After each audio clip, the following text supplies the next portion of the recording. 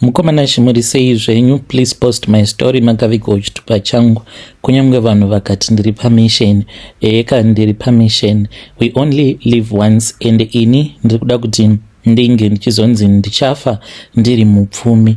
Ndinoda kuti ndinge ndichinzikana ndikazochemedzwa navo baba ava, ndichachema zvangu ndiri mubenzi than kuti ndinge ndichizochema ndiri mukamotikari kemushika ndichienda kumbare kunohodha matemba ekuti ndinge ndichizotengesa. You get my point.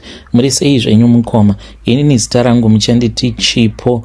Ngomana shindauya pano nesekireti yangu. Sekireti yangu yakamira sekudai. Pamba pandinogara vanhu vacho vane mari.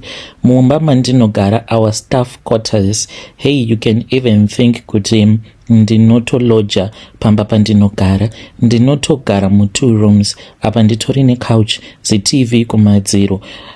When it comes to the food that I eat, kana mamanager chaiwo havambokwanisi kuti vange vachidya chikafu chandinodya ini. Amai vangu vakazoti vauya vachida kuona pandinoshanda, vakabva vati, mwanangu, kana ukatambisa mukana uyu hauzombofi wakauwana mukana zvekare. Mushure mekunge tatanga kuita gossip tichinyaya zvedu Madam Boss, vane kamwe kaunhu. So semunhu akanyanyisa kudzidza vanozviudza kuti ivo vakanyanyisa kukosha kudarika murume. Pamba apa mukoma, imba inoyevedza. Ndakapinda basa iri ndakariwana mushure mekunge ndatambudzika.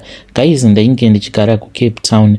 Ndakatambisirwa nguva yangu nevarume vekuCape Town. Ndakabva ndachizomaketa basa kudaro kuchechi. Ndo pandakabva ndachizonzwa kuti kune vamwe elder avo vainge vari kuno kuHarare vainge vachitsvaka mate. Ndikabva ndati ini ndiripo ndokuzopinda basa kwacho kwandakaita ikoko mukoma through church.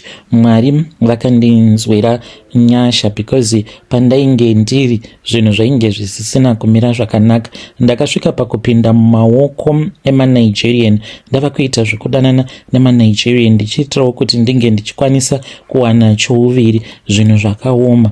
When I was still in Cape Town, ndainge ndingori nebelief iya yekuti kana ndikazviwanira murume wangu uyo anenge ava nemakore achigara muSouth Africa asingakwanisi kuti ange achironga dzekudzokera kumusha, murume iyeye aizondida nemwoyo wake wose.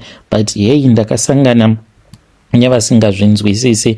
Ngomana shindaitoshanda gore rose ndichitoshanda nemunhu wangu ndichiti tiri kugadzirira kuenda kumba. Gore rava kuda kunopera. Sometimes ndaikwanisa kana kubirwa mari. Cape Town yakazara nevarume marombe vasingadi kana kudzokera kumusha. Ende uchitaura naye anenge achita sekunge munhu anonzwisisa chaizvo, but kuzonoti mava paground manje mava kuda kutanga kuronga, unotambisirwa nguva. Ngaive seadvice kune vamwe vakadzi vari kunana Cape Town kuti ikoko ukaita zvekutamba unotambisirwa nguva. Ndakazoti ndanzwirwa nyasha naMwari, ndauya kunoku ndikabva ndachizotanga kushanda. Ndakaita gore rose ndichishanda ende ndisina kana maproblems naMadam Boss vangu. Pandakazokunana navo Madam Boss, even though ivo vasina kana chavanotomboziva, mukomana ndakavabata vainge vachitondinyaya. Ndakabatikana kwazvo apo pandakati ndichida kuvapa tea, because vainge vakandiudza kuti around 4 or kuma 3 ndinofanira kuti ndige ndichivaitira tea mascones, you know, life yekumhiri kwanaSamora. Saka vainge vachida kuenda kumeeting, saka ndakavagadzirira tea. Vakaona sekunge maybe ndainge ndakanganwa. Ndichienda kubedroom kwavo ndopandakanzwa vari pafoni vainge vachiudza friend yavo kuti handiteerere uye zvekare handigone kugeza, handina kunaka, ndinotongosemesa. Saka zvakatongondibhowa zvavainge vachitaura. Ndikati saka mukadzi uyu anoita zvekundinyeya nemafriends ake. Ndikati hapana chakaipa. Ndakabva ndachizotanga kugeza manje zvekuti kubva last year kuzviOctober kusvika parinhasi ndikuita kupengesa murume wavo wavo kuita kumutenderedza musoro nekuda kwezvandiri kuita. Handisi kungoshandisa bhodhi yangu chete nerunako nekuzogezawo kwavakandetuka vachiti handigoni kugeza. Ndikati iko zvino zvemanje ndava kuchigezera svoto kuti ndinge ndichinyatsokuonekwa nababa vekwenyu. Ini ndainge ndisingatodi kunyanya kugeza nekunyanya kuonekera ndichiti varume munovaziva vanogomisidzira kana vava kuchiva nezvisiri zvavo. Saka ndainge ndichingogarawo ndingori munhu umwe uya anenge akangoita zvake ndisingadi kuti ndige ndichizoluka kuti ndiri too attractive for murume wavo. But ivo vava kutondituka vachitondinyeya neshamwari dzavo. Ndikati mai ava vanombozviziva here kuti ini ndinonzani? Ndikati ndiri kuda kuvaitira chihunu chekwamurambinda chemukomboni chaicho ndo chandiri kuvaitira. Apa ivo havazi kutozviziva kuti marriage yavo ndiri kutoiparadza kabisira vachitondifarira kudaro. Saka ndakazoendeswa nefriend yangu kune imwe n'anga. Taenda kun'anga kuya n'anga iyi ndeye kuChipinge but inorapira kuMbare uko. Takaendako ndikabva ndanzi kuti murume uyu ange achizova pasi petsoka dzangu ndinofanira kuti ndinge ndichizomunwisa mvura inenge iine ropa rangu rekutevera, menstrual blood, zvinenge zvakasanganiswa nemimwe mishonga. Mukomanashi mazuva ose kubva last year kuzviNovember pose pandiri kutevera ndiri kutora ropa rangu iroro ndorigadzira nenzira yandakadzidziswa, ndobva ndachizovadurira mumvura zvishoma, kana kuti pandinenge ndichibika ndava kuda kunopedza kunobika ndinobva ndapakura chikafu chandinenge ndichiti kana iri beef stew ichi ndo chichazojigiwa nemurume waMadam Boss, ndinobva ndachizozviisa pasaidi, ndobva ndatodira mvura iya. Kana ndadira kudaro ndinozongoisa mumicrowave kungoti zvingodziya. Saka ndinobva ndatongopa murume waMadam Boss. Kubva ipapo mukomanashi ndiri kunyatsokuona kuti aiwa zvose zvakarongeka. Mukomanashi kana ari semurume iko zvinozve atova nenguva kuti anouya kwandiri achinyeya Madam Boss, akatanga kuvanyeya so ndiringe ndichiseka. Ipapa vakati vari kuda kuti tinge tichizoenda kumusha kunoona vabereki vangu. Saka meno vakangoti handingakuudzi kuti ndikuda kunotaura kuti kudii nevabereki vako, it is going to be a surprise. Saka ndinotowirirana nabesti wavo akanditi maybe vanenge vari kuda kukutengera Honda Fit. Ndikati why do you think so? Akati iye pane pavakamboenda mutown vakadarika nekune imwe dealership, hanzi akangomention zita rangu, akati asi angatadza kufitwa here nekamotikari kakadai. Saka maybe ndiyo surprise yacho kuti tichaenda kumusha, then I'm going to get a surprise. Ndobva ndatoona kutoti kunenge kuine motikari iyo inenge yakasiwa ikoko yandinenge ndakatengerwa. Inini ndiri pamission guys, kunyange mukati uri pamission yemadhimoni, mission yangu ndeye kubvisa amai elder ava zvachose. Handiti vakadzidza here ende handiti vanogara vachiudza murume kuti she can go to America, she can go wherever, nekuti mapapers avo ari bo, because ivo vanotoganza vachiti nyangwe nhasi dia kana uchida kuti tingosiyana ndinokwanisa kuzotongorara ndatova mundege. Haisi nyaya, marriage iyi iri kutondidzosa kumashure. Vakawanda vandakadzidza navo vari kumhiri kwemakongwa. I'm just suffering. Apa munhu ari kuti I'm just suffering muno muZimbabwe, mari yaainayo kana kwavanoshanda, mari dzavanopiwa mukoma gore negore vanotengerwa motikari nyowani, not tumotikari twenyu twechinherera utwu twumaakwa. Ndiri kutaura nezvemotikari mukoma yekuti kana uri mukati mayo unoita sekunge uri mundege. Saka munhu akadaro anotoda kutoti ange achitobviswa pachinzvimbo. Kunyange mukati ndiri musatanist hazvina kana basa. Ini ndichangoramba ndichingoita zvandakanzi nen'anga yangu ndinge ndichiita. Ndatouya pano kuti ndinge ndichizosvotesa vana amaiguru vasingagoni kubata varume vavo zvakanaka. Isusu masmall house tinenge titori pahard target ende tinenge tichitorovera bhora kumberi. Hatina kana nguva yekumbochema chema. Kana baba vakauya ndinongoti zvose bho kunyangwa mukati you are satanic, nemiwo ndinoti muri satanic as well. Ichi ngachive chidzidzo kumadzimai avo vanozviti ivo vakanyanyisa kudzidza, vanozviita vana madam boss, mava kushungurudza mamaids enyu. Isu mamaid emazuva ano titoriwo neshungu hwekurarama upenyu hwamuri kurarama, uye ndinotoshandisa zvose kusanganisira kana tsvina yepamuviri pedu kuti tinge tichikubvutirai chimuti.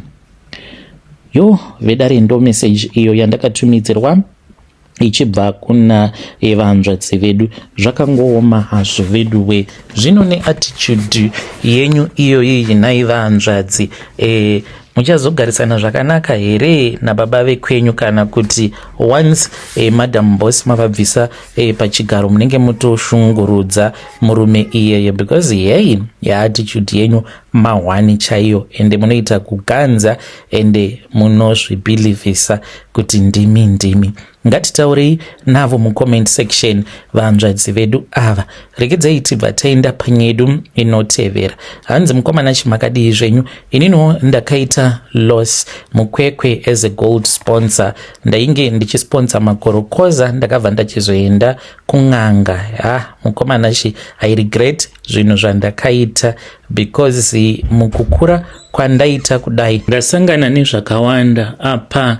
Vana nehama wose ari kufamba ari kungobata inini kuti ndini ndakaromba, but hazvitauriki, uye zvekare kuti ndinge ndichibvuma hazviiti mukoma, nekuti ndinotya kuurawa nehama. Zita rangu mukomana muchanditi Munyaradzi. Ndiri murume uye zvekare ndine makore 51 years ekuberekwa. Chokwadi chiripo ndechekuti upfumi hwandiinahwo, maland cruiser ndinofamba nawo, uye zvekare dzimba dzandakavaka muGweru nemuHarare, zvose izvi zvakabva paropa remwana wangu. 20 years ago, about 20 years ago, ndainge ndichiita zvekusponsor migodhi muno mumukwekwe. Ndainge ndiine loss yaityisa. Ndakaita loss for nearly 1 year nezvimwedzi. Ndainge ndisinganyatsokuziva industry. Kana ukapinda muindustry usina ruzivo chairwo unokwanisa kana kuzonyudzwa. Ndainge ndiine basa rakanaka kuSouth Africa. Ndainge ndakaenda kuSouth Africa ndikatowana mapermit. Ndainge ndichitoticha pachikoro chehurumende nemudzimai wangu. Saka takati takashanda kuda kwe about 3 years, tikaona kuti tainge tatova nemotikari, tainge tiine urongwa hwatainge takakwanisa kuita, uye zvekare tikaita zvose zvatainge takaronga kuti ndo zvatainge tichida kuti tinge tichizoita. Saka takati taona kuti tainge tiine mari yatainge tiinayo yakawanda kumasavings, takabva tachizodzoka kumusha. Tadzoka kumba ndikati ndikuda kuita zvekusponsor goridhe tikasike taita mari. Mukomana ndo pandakatanga kuvharwa nevanhu. Ndakatanga kunyura muzvikwereti. Ndaibhiliva kuti kana ndikamhanya nebasa mushure mekunge ndatora zvimwe zvikwereti on top, ndaikwanisa kuzokasika ndazvidzosera zvikwereti izvozvo. Mukoma, zvinhu zvakabva zvachizoenda nepamwe. Ndainyudzwa nevanhu vasingatombondinzwiri kana tsitsi zvachose, vainge vachitoda rufu rwangu. Ndo pandakabva ndachizotanga kuwirirana neumwe muchinda uyo ainge ava shamwari yangu. Akati, Munya, goridhe iri raunoda, unozviziva here kuti goridhe haringobudi neminamato yako? Ipapo ndainge ndichiri kunamata kuZayoja.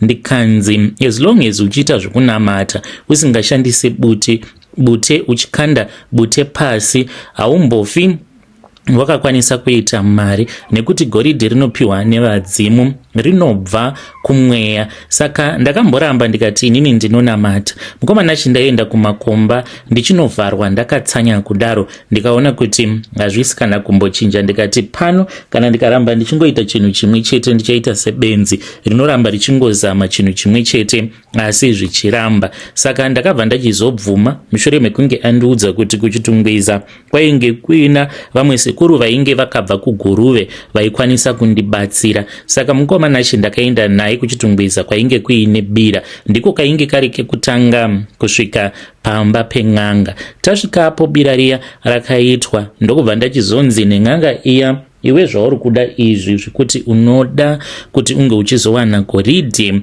unofanira kuti unge uchizonditevera. Ina handiite izvozvo, asi pane umwe munhu anokwanisa kuzokubatsira. Saka takabva tachizosimuka tikabva muHarare takananga kuGuruve. Makore acho iwawo ndainge ndichigara muHarare ndisati ndazotama ndichiuya kunoku kuGweru. Saka taenda kuGuruve kuya takanosangana nen'anga iyo yainge iine zamu rimwe chete. Mukadzi uyu ainge aine zamu rimwe chete pakati pechipfuva, uye zvekare ainge achitotyisa kana kutarisa. Waisatarisana naye kwenguva yakareba. Akanditarisa akabva atondidaidza nezita rangu nesenema akati, Munyaradzi, unoda goridhe rinozadza masaga here? Kana uchirida, tsvaka musikana, girlfriend, umuite small house yako, asi haufanire kuti unge uine chinangwa chekuzomuroora kana kumuda. Unofanira kutsvaka munhu uya waunoti uyu haungambomutori kuti unge uchizomuita mudzimai wako, womupa pamuviri. Mwana iyeye paanozvarwa, musi waanosvitsa mwedzi 3, ndichakupa mishonga yekuti unonogezesa nayo mwana iyeye, asi unofanira kuzomugezesa pamusoro peguva remunhu anenge akafa akaita zvekuwira mumugodhi. Kubva musi iwoyo mwana iyeye ndiye achange achizokuberekera pfuma yako uye achakupa mufaro wakawandisa. Mwana uyu anofanira kugara akafara nguva dzose. Kana akangosuwa kudonhedza kwake misodzi, zvinhu zvako zvinobva zvatomira, upenyu hwako hunobva hwaoma. Anofanira kungogara achifara achiseka nguva dzose.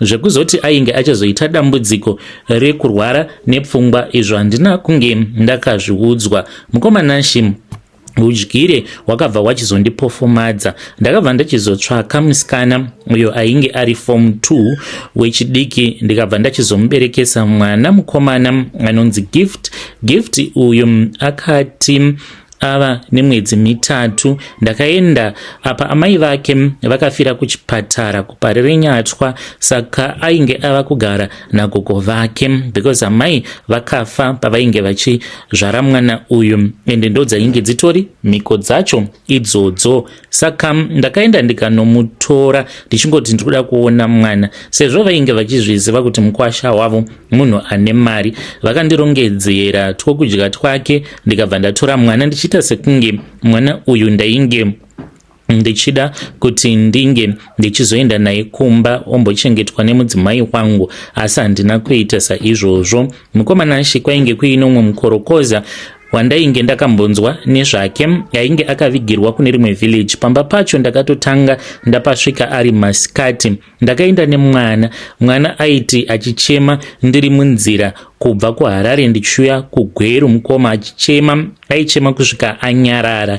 Ndichingofamba nemwana ndiri ndega. Ndaiti kana ndikamiswa nemapurisa, mupurisa achingosvika pandinenge ndiri, ndobva ndatongomupa $100. Saka mwana uyu mukoma ndakamutora ndikabva ndachizoenda naye kuvillage uko kwandaiziva kuti kuno mumwe mukorokoza ainge akadhirikirwa nemugodhi akavigwa. Ndikaenda nemwana wangu pamusoro peguva, ndikabva ndamugezesa nemishonga iya yandainge ndakapiwa nen'anga ari pamusoro peguva. Ndakatomuisa mukadhishi. Mwana akachema kuda ainge achipindwa nechando. Kubva ipapo mukoma ndakatanga kurova mari. Ndaiti vakomana vangu vandaishanda navo, vandainge ndava kuvimba navo, vaiti kana vakapinda so mumakomba, goridhe rakabva ratanga kubuda nenzira dzainge dzisinganzwisisiki. Ndopa ndakatanga kuva mbinga mukwekwe pasina kana nguva yakareba, asi ndainge ndiine mhiko dzangu dziya dzimwe dzandainge ndisina kuudzwa kuti mwana uyu ainge achazopenga. Chandakangoona kuti mukukura kwake mwana aiti zviya kana kuri kunzi akachema ndaibva ndatofirwa kana nemotikari. Apa inenge iri kana motikari inenge ichitozvinzwa seLand Cruiser yaingodzima ndiri muhighway ndotombomira kusvika mwana anyarara. Kana kumakomba mwana aiti kana akachema zviya ndaitozviziva kuti mwana ari kushungurudzwa, ndotofona ndotobvunza kuti chii chiri kuitika, because mwana ndakazomutora kuti ange achigara nemudzimai wangu chaiye. Mwana uyu akazoti achikura ndopandakaona kuti painge paine mhepo yainge yakagara paari yainge isina kunaka. Mwana wangu uyu iko zvinozvi anopenga zvinotyisa. Kuchipatara vanoti ane yavanoti muchirungu severe psychosis. Iye anoti anoona vanhu vanenge vakamira kumberi kwake vakabata mabhemba vachida kumuuraya, saka ari very violent. And mwana uyu ndinofanira kuti ndinge ndichigara ndiri pedo naye nguva dzose, saka kupenga kwaanoita ndokunoita kuti ndinge ndichiita mari. Zvino vanhu vava kufamba nekuti zvinhu izvi hazvina kuzongoitika kumwana wangu uyu chete, asi kune vamwe vana vamwe vandakazoita zvekare nemamwe magirlfriends nevana vandakaita nemudzimai zvekare vari kungotevererwa nemhepo dzisina kunaka. Hama zvekare, hanzvadzi kwadzakaroorwa, vamwe vari kutodzingwa nevarume vavo vachinzi kudzinza rekwenyu kune mhepo isina kunaka iriko, saka dzokerai mutange mambonogadzirisa zvekwenyu tisati tataura nezvekuvaka musha. Zvinova zviri zvinhu zvava kundiisa pa-under pressure kutaura kudai, because mukoma Nashi ndiri kunetswa nehama vari kuti ngatifambei, nekuti mukoma kwose kwatiri kufamba tiri kuudzwa kuti imimi mune zvinhu zvamakabata zvamuri kushandisa mumabusinesses enyu ndo zviri kuti kuvadza. Ndinotya kana kuonana nehama dzangu, because vamwe vacho vanotondituka kana pamafoni vachiti vanenge vachida kundiuraya. Mukoma, ndinotodawo advice kuti zvazvakadai ndozvifambisa sei. Ndinoramba mukoma kana hama dzikanditi mune zvamunoziva imi mumabusinesses enyu awa amuri kuita, muri kutishandisa, plus mwana uyu ari kurwara, sei musiri kuda kufamba naye kuti mwana ange achirapiwa. Ndinongoti ini ndinoita zvekunamata, but mukoma kuchivanhu ndiko kwangu. Kuchechi ndinoenda, but ndinenge ndichingoenda kuchechi kuti ndinge ndichikwanisa kuzoramba kuti semuKristu handitendedzwe kuti ndinge ndichiita zvekuenda kunobvunzira kun'anga kana kuti kumaprofeta. Vedare ndo message iyo yandakatumidzirwa ichibva kuna mukoma vedu. Hanzi ndinofamba nemaland cruiser, but zvinhu hazvina kumira zvakanaka. Vari kuti ivo mwana wavo ari kutorwara nepfungwa. Zvakaoma, ngatitaurei navo mucomment section. Regedzai tibva taenda panyedu inotevera. Nyedu inotevera yakamira sekudai so. Hanzi mukoma Nashi muri sei? Ndine secret yangu yandiinayo. Pandaiva kuuniversity ndaita zvekukechesa kuma-avenues. Iko zvinozvi ndine 39 years. Mukoma Nashi, zvose izvi zvakaitika nekuti baba vangu vainge vava nevakadzi vavaidanana navo, vaijigiwa mari zvisingaite. Baba vangu vainge vari mupurisa, saka ndakazotozviendesa kuchikoro ndega. Amai vangu vaitawo zvekutengesa, taigara muHighfields. Nyaya yangu yakamira sekudai. Inini zita rangu muchanditi Vimbai. Kana ukandiona nhasi uno ndigere muoffice mangu, unotofungidzira kuti maybe ndakangokomborerwawo naMwari ndikakwanisa kuchinja upenyu hwangu. Vanhu vanotofungidzira kuti maybe ndakangokurirawo mumhuri ine mari. Mikana yandakazowana mukoma ndakatoiwana kuburikidza nevarume vandainge ndichikechesa kuma-avenues. Ndakaita zvinhu izvi pandainge ndichiri kuUZ. Mukoma, takakura tichirarama upenyu hwainge uchirwadza. Ina handidi kuti mwana wangu kana kuti mwana wehama yangu ange achinzi azoroorwa nemusoja kana kuti mapurisa, because mukoma Nashi vanhu ivavo vane chimwe chihure chinosemesa. Tainge titongori nherera, even though vabereki vedu vainge vari vapenyu. Amai vakazotoona kutoti vana vanofa nenzara. Amai vangu vainge vasingabvumidzwi kuenda kubasa, vachinzi kana ukaenda kubasa unozoura. Yet taiswera nenzara. Amai vangu vakazotanga kuita zvekutengesa. Vaiti kana vakahodha zvinhu vaizviendesa pamatable evanhu vokumbira kuti ndine kabhaketi kangu kemadomasi nditengeserewo madomasi, maonyens angu awa. Nekuziva kuti vainge vari munhu aishungurudzwa zvakanyanyisa nemurume, vanhu vakawanda vainge vototibatsira takararama upenyu hwairwadza mukomanashi muAvondale muya ende tiri varombo vekupedzisira. Mamwe mapurisa achitoita zvine musoro ende baba vangu vainge vatori mupurisa ainge ari shefu kubasa, but kana motikari yavaifamba nayo so zvainzwisa tsitsi. Mari dzavo dzainge dzichingopedzwa nevanhukadzi. Pandakawana nzvimbo paUniversity of Zim, amai vangu vakafara vakachema, but takazosangana nereality manje. Mari dzematuition, mari dzimwe dzinenge dzichidiwa kutenga mabhuksi nezvakangosiyana siyana. Saka tainge tisina munhu aikwanisa kutibatsira. Baba vedu it was a non-starter. Vaikwanisa kutopinzwa muchidhiri, so vatongopiwa $10,000 vachitofamba ne$10,000 iyoyo kusvika yapera yose. Kuti chavaingoita ndechekuti vaienda vonotenga chikafu vozadza mubhuti remotikari mavo voya nemakatoni votongosiya vobva vaenda kumagirlfriends avo. Maizovaona kana kuri kunzi mari inenge yapera. Upenyu hwainge hwakaoma mukomanashi. Ndipo pandakabva ndachizosangana nomumwe musikana uyo ainzi Sandra airarama life iri bore. Ainge achigara kumaAvenues. Aiva nemafoni awo ekuti ikoko kuma 2005 ainge ari mafoni aitonzi anoshandiswa nembinga. Aidya chikafu chemumakantini each and every day. Rimwe zuva ndakati ndiri kumba kwake akati, Vimbai, kana uchida kuti unge uchipedza zvidzidzo zvako, shamwari handei tinge tichinotengesa. Takadzika kubva kwatainge tiri kuupstairs ndokubva tachizopinda mumaAvenues usiku hwacho ihwohwo. Mukoma ndipo pandakatanga kukechesa. Ndainge ndakatopfeka kamwe kasketi kapfupi zvekuti ndainge ndichinzwa kuzvinyarira. Asi musi iwoyo ndakatokechewa ndikatopiwa $20 nomwe mudhara akatozviona kuti mwana uyu kauyo anoratidza kuti haana kana chaanotomboziva muupenyu. Akanditora akaenda neni akanondipa $20 zvevakomana. Ndainge ndiine mukomana wangu hangu wandainge ndichirara naye, but experience yekuva neumwe murume ndainge ndisina, plus ndainge ndichitotya. Mudhara uyu wandakatanga naye ainge atori mudhara ainge achitokwanisa kuva baba vangu because ainge akachembera. Ndakachema after andipa mari ndava kutanga kuzvidemba kuti asi ndaitei, asi ndiwo hwainge hwatova upenyu hwangu. Mangwana acho makuseni mukoma neka $20 ikako.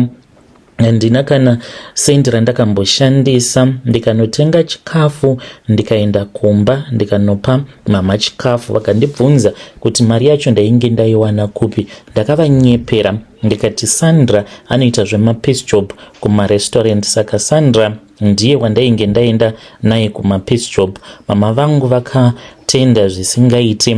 Iye Sandra akabva ati, wagona zvawataura, saka unofanira kutoti unge uchitombopota uchiuya uchizogara neni. Zvechokwadi mukoma, ndainge ndava kupota ndichitogara naye Sandra uyu, tichitoita zvedu mabasa edu iwawo, tichiita zvekutengesa miviri yedu, ndichibata mari yakawanda. 4 years mukoma ndiri pauniversity ndairarama a double life. Masikati ndaiva mwana wechikoro anonzwisisika ende amai vangu vachitodada neni, asi kana wava usiku kuma 8 p.m. ndo pataibva kuma apartment uko kwatainge togara naSandra nemamwe mafriends edu. Ndaichinja mukoma ndozviti V, ndo rainge riri nickname rangu pandaitengesa kuma Avenues. Ndaitova pfambi yaizivikanwa kuma Avenues. Ndainge ndiine varume vangu vakasiyana siyana vanoita zvepolitics, vanokechaka kuma Avenues, ma-CIO awa, vanhu vane mari vanowanzo kukecha kuma Avenues. So patainge tichiri kutengesa ko ikoko handizivi zvaizvezvi mukoma. Ndaitova nevanhu vandaitoziva kutoti kana ukaona nhingi auya ari kutondiendesa kuJameson ndotonosangana kana naminister kana deputy minister, ndotovapa zvavanoda, ndotopiwa kamari kangu. Ndakasvika pakugraduata degree rangu.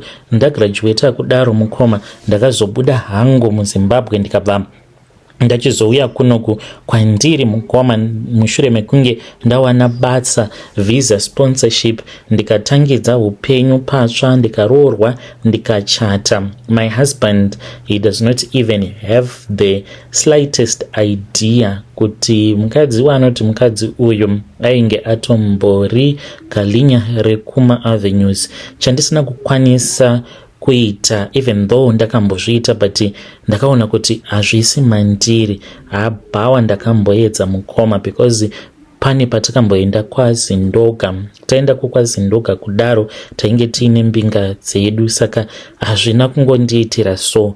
Ndainge ndisina that vibe yekuti ndinotosimuka ndakadhakwa kutamba ndichaattracta varume. Izvozvo ndakazvitadza. Pane zvose zvandakaita ndiri kuuniversity, that one I tried and I failed.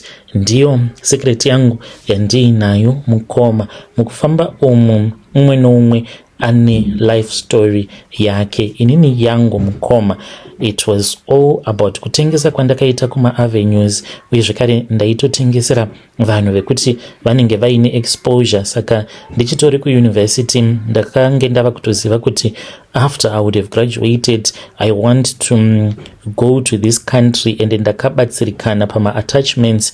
Ndakatomboita ma-attachments ini ndichitoshanda nevamwe vanhu mukoma nashe vekuti ndikakuudzai mazita avo you will never believe. Ndokusaka ndakazokasika kuwana basa ndikauya kunoku. Ndinoda kungotenda Mwari naizvozvo. Hey, vedare ndo message iyo yandakatumidzirwa ichibva kuna ichibva kuna vahanzvadzi vedu. Ngatizamei kuti tinge tichitaura navo vahanzvadzi vedu ava mucomment section. Zvakangooma hazvo vedu we, hanzi umwe noumwe ane life history yake. Pakaipa hanzi ndainge ndichimboita zvekutengesa muviri kuma avenues, but I managed to go through university ndichizvibhadharira ndega pandainge ndiri kuuniversity. Hanzi baba vangu vainge vari mupurisa, vaitova chef kubasa kwavo, but vaingopedzwa mari nevanhukadzi. Kufamba ne10,000 munhu aine mari achiita zvemagirlfriends zvakaoma hazvo vedu we. Ngatisanganei zvekare mune zvimwe zvirongwa zvinotevera.